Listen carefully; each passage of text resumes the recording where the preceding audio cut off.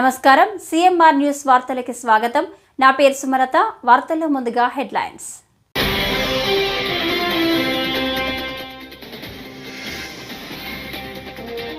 రాష్ట్రపతి ముర్ముకు చంద్రబాబు, పవన్ కళ్యాణ్ స్వాగతం.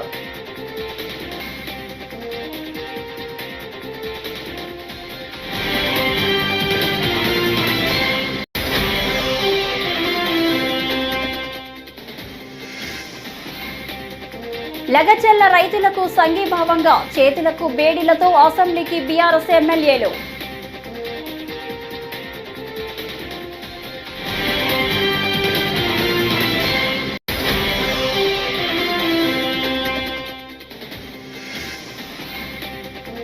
మిగులు బడ్జెట్ ఉన్న రాష్ట్రాన్ని కేసీఆర్ సర్కార్ అప్పుల కుప్పగా మార్చేసింది. బట్టి విక్రమార్క.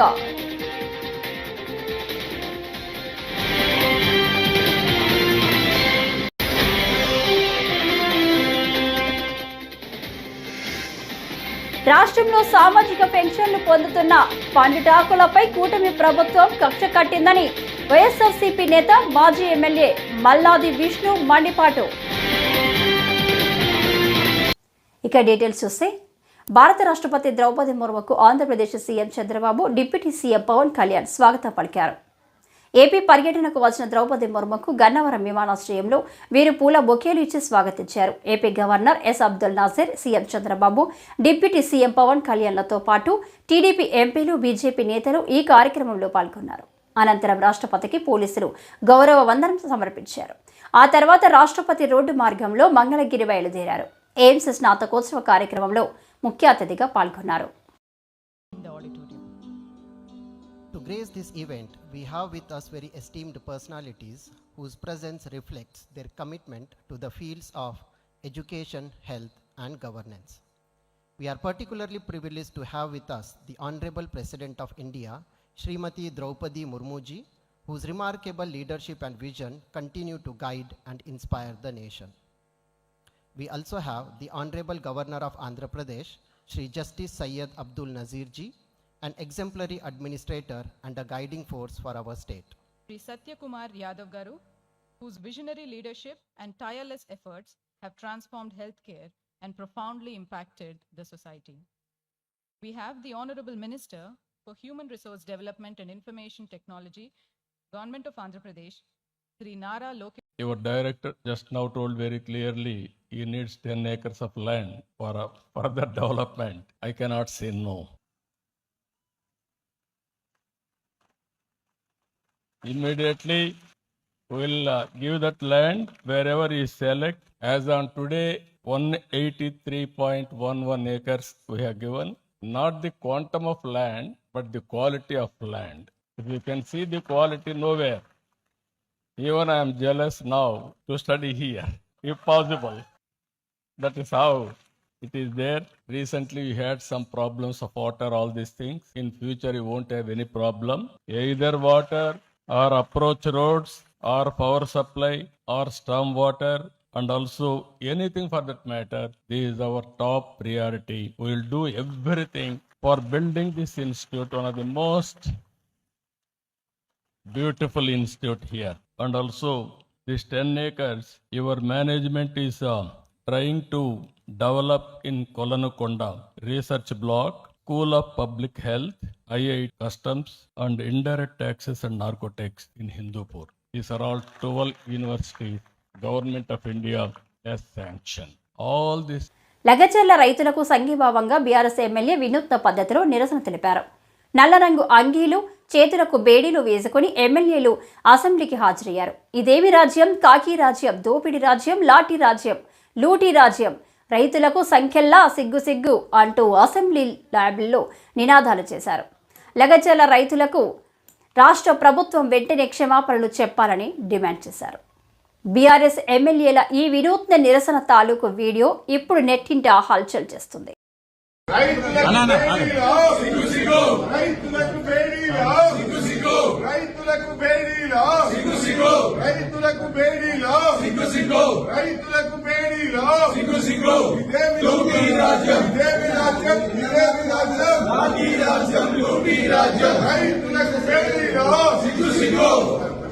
రైతులకు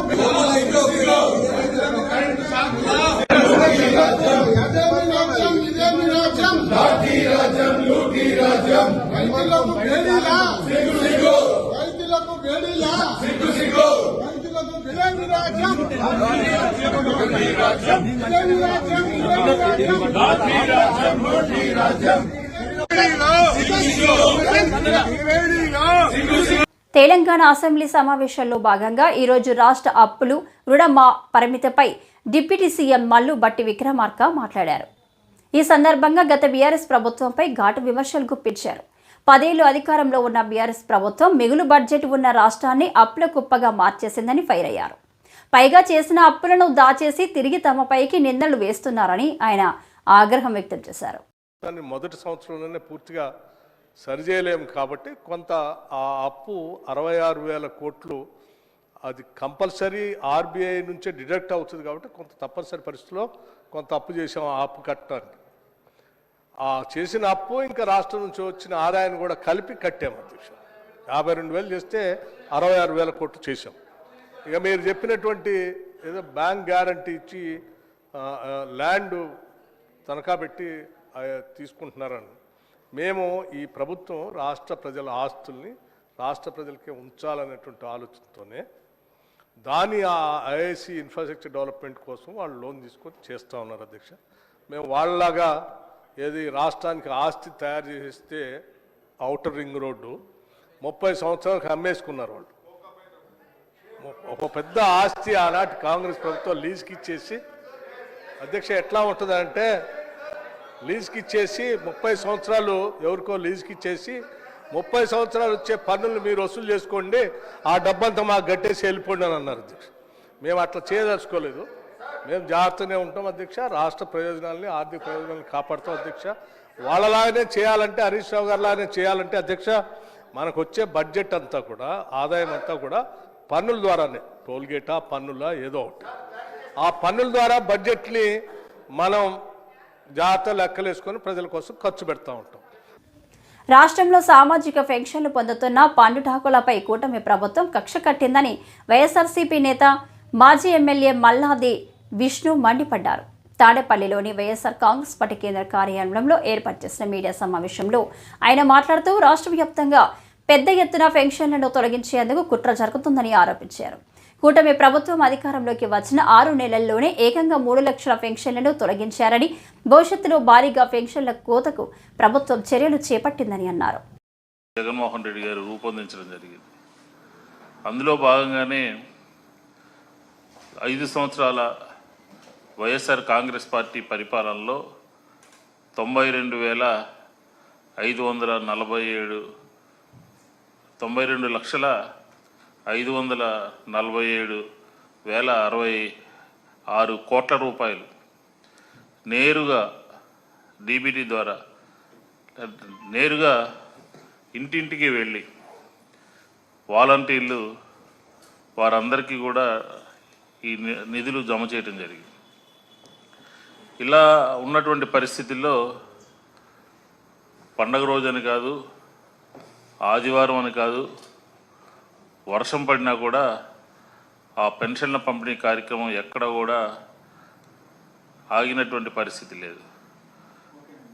5:30 కల్లా వారి ఇంటి వద్దకే వెళ్ళి వృద్ధులకి, వికలాంగులకి, వితంతువులకి, రకరకాల వ్యాధులతో బాధపడుతున్నటువంటి వారికి అందరికీ ఇంటి వద్దనే పెన్షన్ ఇచ్చినటువంటి కార్యక్రమాన్ని ఒక సమర్థవంతంగా ఒక మంచి పరిపాలనకు నిదర్శనంగా గత వైఎస్ఆర్ కాంగ్రెస్ పార్టీ ప్రభుత్వంలో ఇవ్వటం జరిగింది. ఆ ఎన్నికల సందర్భంలో తెలుగుదేశం పార్టీ చంద్రబాబు నాయుడు గారు ఆ విధానాన్ని బ్రేక్ చేసి ఎన్నికల కమిషన్కి కంప్లైంట్ ఇచ్చి వాలంటీర్ని తప్పించి హాస్య నటుడు బ్రహ్మానందం నంద్యాలలో సందడి చేశారు. పట్టణంలోని వెంకటేశ్వరపురం వద్ద ఉన్న ఎస్డీఆర్ పాఠశాల వార్షికోత్సవ వేడుకల్లో ముఖ్య అతిథిగా పాల్గొన్నారు. పాఠశాల యాజమాన్యం ఆయనకు ఘన స్వాగతం పలికింది.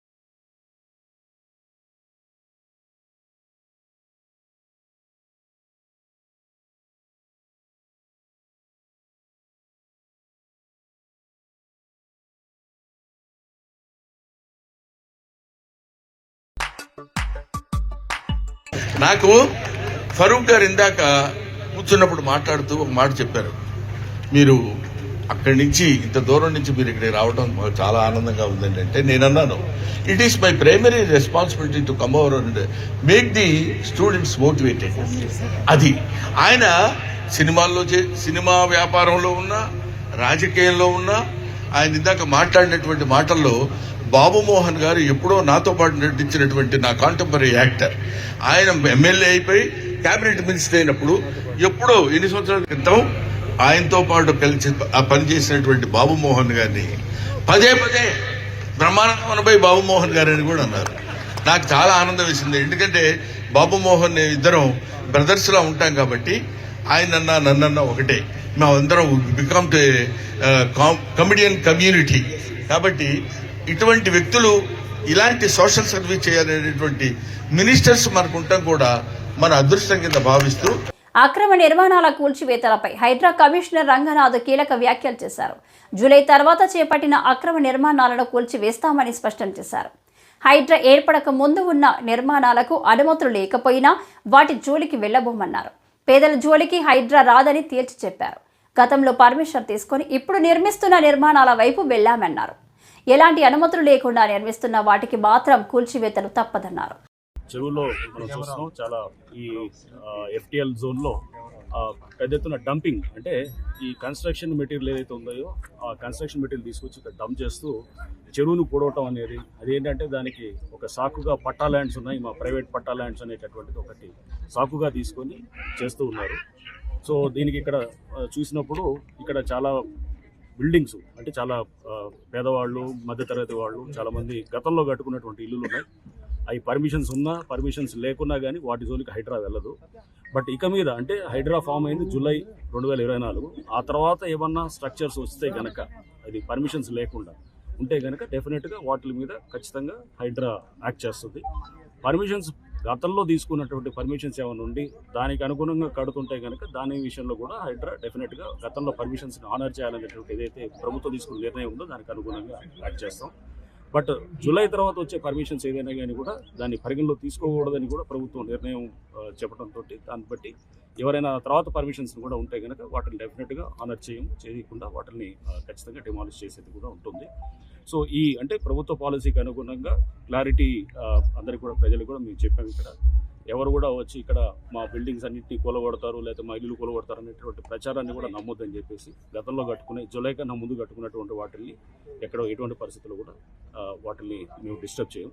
ఆ తర్వాత కట్టింది మనకు క్లియర్గా గూగుల్ దీంట్లో ఇమేజెస్లో ఏర్పడుతుంది, మనకు తెలుస్తుంది ఏ బిల్డింగ్ ఎప్పుడు వచ్చింది అనేది కూడా క్లియర్గా డేట్తో సహా వస్తుంది. సో ఎవరైనా కానీ రాత్రిపూట కట్టుకుని ఎవరు చూడట్లేదు అనుకున్నా కానీ కూడా మనకు అన్ని కూడా. ఏలూరు మాజీ ఎమ్మెల్యే ఆళ్ల నాని తెలుగుదేశం పార్టీలో చేరడం పట్ల కూటమి ఎమ్మెల్యే బడేటి చంటి మంగళవారం మీడియాతో మాట్లాడారు. పార్టీ అధిష్టానం నిర్ణయం మేరకు ఆయన రాకను స్వాగతిస్తున్నామని పేర్కొన్నారు. అలాగే ఆయన చేరికకు సంబంధించి అన్ని ఏర్పాట్లు చేశామని అన్నారు. కావున నాయకులు కార్యకర్తలు సంయమనం పాటించాలని, ఆయన ఎందుకు చేరుతున్నారో రేపు తెలుస్తుందని అన్నారు. మరి ఆవేశంగా అంటే అంతకుముందు జరిగిన పరిణామాలలో చాలా ఆవేశంగా ఉండటం జరిగింది. దాన్ని మేము అధిష్టానం దృష్టికి కూడా తీసుకెళ్లడం జరిగింది. ఏదైనప్పటికీ కూడా మేము కార్యకర్తలతో ఒక మీటింగ్ వేసుకున్నాక చెప్తామని అన్నాం. వాళ్ళే మీటింగ్ చేస్తా అన్నారు, వేయలేదు. సరే 2 నెలలుగా ఇది జరుగుతూనే ఉంది. కానీ మా కార్యకర్తలు ఈ నెలలుగా అనేక విమర్శలు జరుగుతున్నాయన్నీ కూడా వీడియో క్లిప్పింగ్ల ద్వారా అనేక సీనియర్ నాయకులు జరిగినాయి కానీ అన్ని కూడా ఇబ్బందులు జరిగినాయి అన్ని కూడా పెడతాం జరిగింది. ఏదైనప్పటికీ కూడా అధిష్టానం మరి నాని గారిని జాయిన్ చేసుకోవడానికి అంతా కూడా సుముఖంగా ఉండి మరి రేపు జాయినింగ్ కి మరి ఏర్పాటు చేయడం, నాతో మాట్లాడించడం, నేను కూడా వాళ్ళతో మాట్లాడటం, నిన్న చంద్రబాబు నాయుడు గారి దగ్గరికి కూడా వెళ్ళినప్పుడు మాట్లాడటం జరిగింది. ఏదైనా మరి కార్యకర్తల్లో అసంతృప్తిని మరి నేను చెప్పవలసిన బాధ్యత నా మీద కూడా ఉండదు నియోజకవర్గంలో. ఎందుకంటే ఓడిపోయినప్పుడు మేమందరం కూడా 4.5 సంవత్సరాలు కష్టపడి తిరిగాం. వాళ్ళ బాధ వాళ్ళకు ఉంటది. ఇప్పుడు నేనేదో ఒక్కడిని రేపు వెళ్తే వీళ్ళందరూ ఏమంటారంటే నేనేదో వాళ్ళందరితో కలిసి కూడిపోవటానికి చేశారు. ఆ భావం వాళ్ళలో ఉండకూడదు. అలాగే తెలుగుదేశం పార్టీలో ఒక క్రమశిక్షణ ఉంది. మా నాయకుడు ఒక నిర్ణయం తీసుకున్నాక పార్టీలోకి ఎవరన్నా వచ్చిన తర్వాత వాళ్ళని విమర్శిస్తే ఎవరు కూడా అధిష్టానం కానీ నేను కూడా దాన్ని ఇచ్చేయను. ముందు ఏమన్నా వాళ్ళ భావాలు ఏమన్నా సరే ముందు వ్యక్తపరచడంలో ఎవరి స్వేచ్ఛ వాళ్ళకు ఉంటది. సరే ఏదైతే పార్టీ మరి రాష్ట్ర పార్టీ అనేక ఆలోచనలు చేస్తుంది, వాళ్ళ నిర్ణయాన్ని మేము కాదనే లేదు. చంద్రబాబు నాయుడు గారు కానీ లోకేష్ గారు కానీ చెప్పిన పెదప మరి అందరం కూడా నేను వీళ్ళందరినీ కూడా ఒప్పించడం జరిగింది. అయిష్టంగానే కొంతమంది చాలా మంది అయిష్టంగా ఉన్నప్పటికీ కూడా ముందు ముందు ఒకటికి ఒకటి సర్దుకునే పరిస్థితి ఉంటది. మరి ఆయన ఎందుకు తెలుగుదేశం పార్టీలోకి వస్తున్నారు అనేది ఆయన రేపు వివరణ ఇస్తారు. ఎందుకంటే జగన్మోహన్ రెడ్డి గారు చేసిన పరిపాలన అవ్వచ్చు, లేకపోతే మనం లోగడ ప్రజలకి మనం చేసిన ఇబ్బందుల వల్ల అవ్వచ్చు, మనం అనవసరంగా ప్రజల్లో చులకనయ్యాం అందుకనే మనం దేంతో ఓడిపోయాం అనే ఫీలింగ్ అయినా ఉండొచ్చు. మరి 30 సంవత్సరాల రాజకీయాల్లో ఉండి మరి మనం ఇలా ఉండకూడదని అనుకున్నాడు ఏమనుకున్నారు. మొత్తానికి తెలుగుదేశం పార్టీలోకి రావడానికి అంగీకరించుకుని రావడానికి సుపరిణామమే. మేము కూడా వెల్కమ్ చెప్పాం. భీమడోలు మండలం గుండుగోలను డిస్ట్రిబ్యూటరీ కమిటీ చైర్మన్ గా గంధం లక్ష్మణ్, ఉప చైర్మన్ గా డోకర నాగేశ్వరరావు ఏకగ్రీవంగా ఎన్నికయ్యారు. ఈ సందర్భంగా వారికి ఏలూరు జిల్లా తెలుగుదేశం పార్టీ అధ్యక్షుడు గన్నె వీరాంజనేయులు శుభాకాంక్షలు తెలిపారు.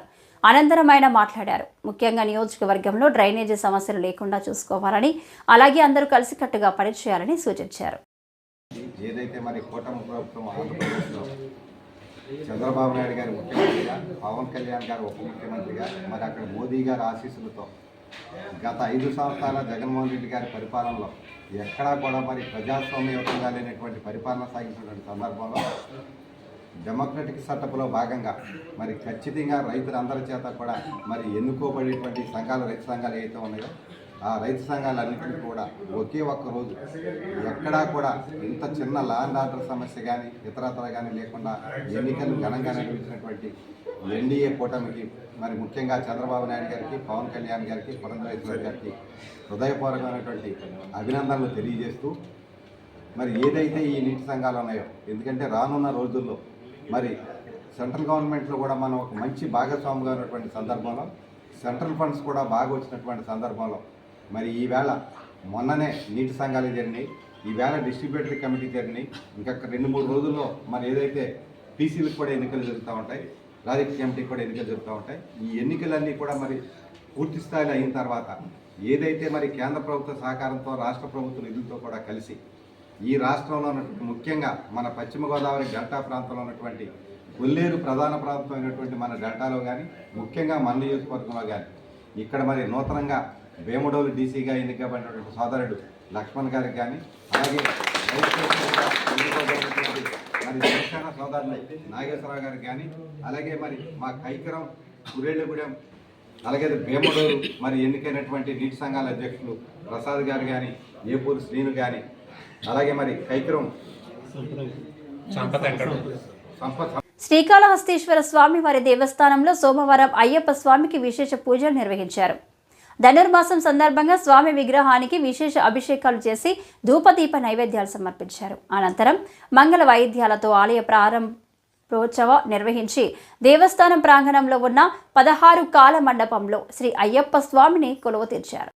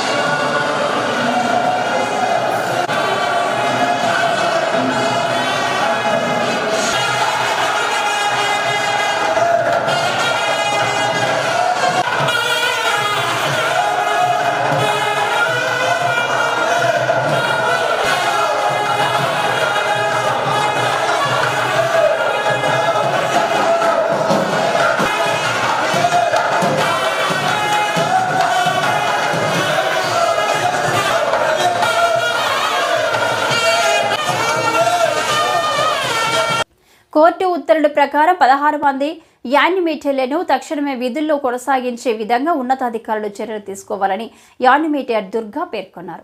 సోమవారం కాకినాడ కలెక్టరేట్ వద్ద 16 మంది యానిమేటర్లు సమస్యల పరిష్కారానికి కాకినాడ జిల్లా కలెక్టరేట్ వద్ద నిరసన కార్యక్రమం చేపట్టారు. ఈ సందర్భంగా ఆయన మాట్లాడుతూ తొండంగి మండలం సంబంధించిన 16 మంది యానిమేటర్లను విధుల్లోకి తీసుకోవాలని కోరారు. మేము మేమందరం కూడా వివోఎస్గా చేస్తున్నాం. అయితే మాకు ఏ విధమైన నోటీసు ఏమీ కూడా ఇవ్వకుండా మమ్మల్ని జాబ్లో నుంచి అందాక ఆపడం జరిగింది. ఎందుకు ఆపారో మాకు తెలియక మేము ఏం చేసామంటే హైకోర్టుని ఆశ్రయించడం జరిగింది. హైకోర్టుని ఆశ్రయిస్తే హైకోర్టు ఏమని చెప్పిందంటే గ్రామ సంఘం కానీ ఏపీఎంలు కానీ సీసీలు కానీ ఎవరు కూడా మమ్మల్ని తొలగించడానికి లేదు, వాళ్ళ విధుల్లోకి అడ్డు రాకండి మాత్రమే వాళ్ళు చెప్పడం జరిగింది. అయితే మా ఏపీఎం సార్ ఏంటంటే మమ్మల్ని తీర్మానాలు కట్టుకొని రమ్మంటున్నారు. మేము తీర్మానాలు కట్టుకొని రావడానికి అందులో రూల్ లేదు కదా, మమ్మల్ని తీయలేదు చేయలేదు, ఎలా తీర్మానాలు పట్టుకు వస్తామని సార్ అని మేము అడగడం జరిగింది. అయితే వాళ్ళు కొత్త వాళ్ళకి ఇచ్చి వర్క్ చేస్తున్నారు. మా ఐడి నెంబర్స్తో మాతో చెప్పకుండా మా ఐడి నెంబర్స్ మొత్తం అన్ని కూడా వాళ్ళకి ఇచ్చేసి ఇంకొక అమ్మాయిని పెట్టి వర్క్ చేస్తున్నారు. మేము అడిగాం అది కూడా, అదేంటండి మా వర్క్ కదా మేము కదా చేయాలి, ఇంకొకరు ఎలా చేస్తారని మేము అడిగాం. కానీ ఆయన దానికి ఏ విధమైన రెస్పాన్స్ కూడా ఏం చేయట్లేదు. మాదొక మండలము తొండంగి అలాగే ఉంది, తుని ఒకటే ఉంది. ఓన్లీ ఏపీఎం సార్ మా ఇద్దరికి కూడా ఒకరే ఇన్ఛార్జ్గా అక్కడేశారు, మాకేమో ఏపీఎంగా ఆయన ఇక్కడ ఉన్నారు. ఓన్లీ మా మండలం మాత్రమే ఇలా చేశారు, ఇంకే మండలాలకు కూడా ఈ ఇష్యూ లేదు. మేము అడగడం జరుగుతుంది కానీ తీర్మానాలు చేయండి అంటున్నారు. తీర్మానాలు కొత్త వాళ్ళు ఇచ్చారు. మేము ఫస్ట్ సరే తీర్మానాలు తెమ్మన్నారు కదా అని మేము గ్రామ సంఘంలో తీర్మానాలన్నీ కూడా జరిగింది. కానీ వీళ్ళు ఏం చేశారంటే అయినా వెళ్ళి మరలా ఈ పైన ఇంకొకరికి ఫోన్ చేసి ఇంకో కొత్త వాళ్ళని తీసుకొచ్చి తీర్మానాలు ఇమ్మని చెప్పారు. మేము తీర్మానాలు ఇచ్చే రోజున వాళ్ళు ఎలా ఇస్తారు తీర్మానాలు, మేము ఆల్రెడీ ఇచ్చాం కదా, ఆయన మేము కోర్టు నుండి వచ్చామంటే మాకు ఒక్కటి కూడా రెస్పాన్స్ చేయట్లేదు. మీరు వెళ్ళండి అమ్మా ఓపీలు తెచ్చుకోండి అన్నారు. మేము ఓపీలు తెచ్చుకోవడానికి మేము హైకోర్టు అలా రాలేదు కదండి, ఎలా వచ్చిందో మీరు ఒకసారి చూడండి అంటే చదివామమ్మా అన్నీ చేశాము. కానీ మాకు మాత్రం న్యాయం చేయకుండా ఆయన చెప్పడం ఓన్లీ వెళ్ళి తీసుకొచ్చుకొని మీ గ్రామ సంఘంలో పెట్టించుకోండి అన్నారు. మమ్మల్ని వాళ్ళు బెదిరించినట్టు వీడియోస్ ఇచ్చాము మేము సార్లకి. అలాగే వాళ్ళు సార్లతో మేము మా గ్రామ సంఘం ఓపీలతో మాట్లాడించడం జరిగింది, మా మేడంలకు కూడా ఇవ్వడం జరిగింది. కానీ మాకు ఎటువంటి రెస్పాన్స్ లేకుండా ఏం లేకుండా ఇప్పుడు కూడా అలాగే మీరు కాదు కొత్త వాళ్ళు పెడతాం. స్కూల్ శానిటేషన్ వర్కర్స్ పెండింగ్ జీతాలు ఇవ్వాలని, సమస్యలు పరిష్కారం చేయాలని పార్వతీపురంలో సిఐటియు నాయకులు ధర్నా చేసి సోమవారం గ్రీవెన్స్లో జాయింట్ కలెక్టర్ శోభికకి వినతి పత్రం ఇచ్చారు. ఈ సందర్భంగా ఆ నాయకులు శాంతికుమారి మాట్లాడుతూ స్కూల్లో 5 నెలల జీతాలు లేకపోవడంతో ఇంటి దగ్గర చాలా ఇబ్బందులు పడుతున్నారు అన్నారు. ప్రభుత్వం వెంటనే స్పందించి పెండింగ్ జీతాలు విడుదల చేయాలన్నారు. 6 నెలలుగా పెండింగ్లో ఉన్న స్కూల్ ఆయమ్మల జీతాలు ఇవ్వకపోవడం అన్యాయం అని చెప్పి బడ్జెట్ వచ్చినా సరే ఇప్పటి వరకు కూడా స్కూల్ ఆయమ్మల జీతాలు 6 నెలలుగా పెండింగ్లో ఉంచారు. ఇచ్చేది 6,000 జీతము. వాళ్ళు ఎలాగ కుటుంబ పోషణ చేస్తారని గవర్నమెంట్ని అడుగుతూ ఉన్నాము. వీళ్ళకి నెలవారీ 5వ తేదీలోపు జీతాలు ఇవ్వాలని, నెలకి సంవత్సరానికి 2 జతలు యూనిఫామ్ ఇవ్వాలని, ప్రతి నెల సరే వాళ్ళకి ప్రతి ఒక్కరికి కూడా పనిభారం ఎక్కువ అవుతుంది, పనిభారం తగ్గించాలని, ఒక 50 మందికి ఒక స్కూల్ స్వీపర్ని వేయాలని చెప్పి గవర్నమెంట్ని కోరుతా ఉన్నాము. ప్రతి దీనికి కూడా బడ్జెట్ వచ్చి ఇప్పుడు 1 రోజులు అవుతుంది, అయినా సరే బడ్జెట్ వీళ్ళకి జీతాలు అయితే ఇచ్చలేదు. ప్రతి ఒక్కరిని అడిగినా బడ్జెట్ వచ్చేసింది వేస్తామని చెప్పారు. ఎక్కడ చూసినా సరే ఏ ఎంఈఓలు అడిగినా సరే బడ్జెట్ వచ్చిందని చెప్తున్నారు. కానీ ఇంతవరకు 6 నెలలుగా జీతాలు వేయలేదు. తక్షణమే జీతాలు వేయాలని కోరుచున్నాము. సిఐటి నాయకులు అల్లు అర్జున్ను అరెస్టు చేయడం చాలా తప్పని సినీ నటుడు సుమన్ పేర్కొన్నారు. విశాఖలో ఒక కార్యక్రమంలో పాల్గొనేందుకు వచ్చిన ఆయన మీడియాతో మాట్లాడారు. ఒక స్టార్ హీరో తన సినిమాను థియేటర్లో చూడడం తప్ప అని ప్రశ్నించారు. తొక్కిసలాటలో మహిళ మృతి చెందడం చాలా బాధాకరమని పేర్కొన్నారు. అయితే జాతీయ ఉత్తమ నటుడు పట్ల ప్రభుత్వం ప్రవర్తించిన తీరు సరైంది కాదని ఆయన స్పష్టం చేశారు. వర్షంలో అల్లు అర్జున్ని అరెస్ట్ చేయడం నిజంగా చాలా తప్పండి. ఎందుకంటే ఒక యాక్టర్, ఇప్పుడు నేను కూడా ఆ రోజుల్లో కూడా ఏంటంటే నేను సినిమా రిలీజ్ రోజు థియేటర్ వాళ్ళు పిలిచేవారు, సార్ మీరు మా థియేటర్కి రావాలి, మీరు ఎప్పుడు వస్తారు చెప్పండి, చెప్తే మేము బ్యానర్ కడతాం, మేము అది చేస్తాం ఇది చేస్తాం అని చెప్పేవారు. సో అల్లు అర్జున్ వచ్చేసి థియేటర్కి వెళ్ళింది తప్పు కాదు. బట్ థియేటర్ వాళ్ళు అక్కడ ఏంటంటే ఇంత పెద్ద ఒక హీరో ఈరోజు ఆయనకి మంచి క్రేజ్ ఉంది, ఫాలోయింగ్ ఉన్నప్పుడు దానికి తగిన పోలీసు ప్లస్ ప్రైవేట్ సెక్యూరిటీ అంటే బౌన్సర్స్ ఇలాంటి వాళ్ళని తీసుకొచ్చేసి ఆ క్రౌడ్ని ఆయన ఉన్నంత వరకు క్రౌడ్కి ఏం జరగకుండా ఆయనకేం జరగకుండా ఆయనకు ఒక దారి ఒకటి పెట్టి ఆయన వచ్చి కాసేపు అందరినీ చూసి పలకరించి వెళ్ళిపోయే వరకు చూసి ఉండాలి. ఏం చేశారో పోలీసు ఉందంటున్నారు, కొంచెం లేదంటున్నారు, కొన్ని సరిపోవట్లేదు స్టార్ట్ అంటున్నారు. సో ఇవన్నీ రకరకంగా ఉంది. బట్ అల్లు అర్జున్ అరెస్ట్ చేసిన మట్టుగా అది చాలా తప్పు. ఆయన ఏ విధంగా అది తప్పు కాదు. అతను యాక్టర్, ఆయన వెళ్ళడంలో తప్పేం లేదు. But anyway reverse don't go reverse అంటారు. జరిగిపోయింది గురించి మనం మళ్ళీ వెనక్కి తీసుకురావడం కుదరదు. సో ముందు ఏంటంటే ఇది ఒక హెచ్చరిక. యాక్టర్స్ అందరూ థియేటర్ దగ్గరికి వెళ్ళినప్పుడు థియేటర్ వాళ్ళు కూడా ఏంటంటే వాళ్ళు వస్తున్నారంటే అన్ని సరిగ్గా ఉంటే అప్పుడు మీరు పిలవండి, లేనప్పుడు మీరు దయచేసి పిలవద్దు. ఎందుకంటే ప్రాణం అనేది చాలా విలువైన ఒక విషయం. ఒక కుటుంబంలో ఒక ప్రాణం పోయిందంటే ఆ బాధ వాళ్ళకే తెలుస్తుంది. మనం మామూలుగా ఏదైనా చెప్పొచ్చు. సో అది కూడా నాకు బాధగానే ఉంది. ఒక సైడ్లో ప్రాణం పోయింది, ఒక అభిమాని ఆవిడ వచ్చి అక్కడ థియేటర్ దగ్గరికి వచ్చి వాళ్ళ ప్రాణం పోయింది చెప్పి నాకు ఫీలింగ్ ఉంది. But what to. ఇప్పుడు ఇలాంటివి చూసుకుంటే దీని ముందు కూడా చాలా. ఈ వార్తలు ఇంతటితో సమాప్తం. నమస్కారం.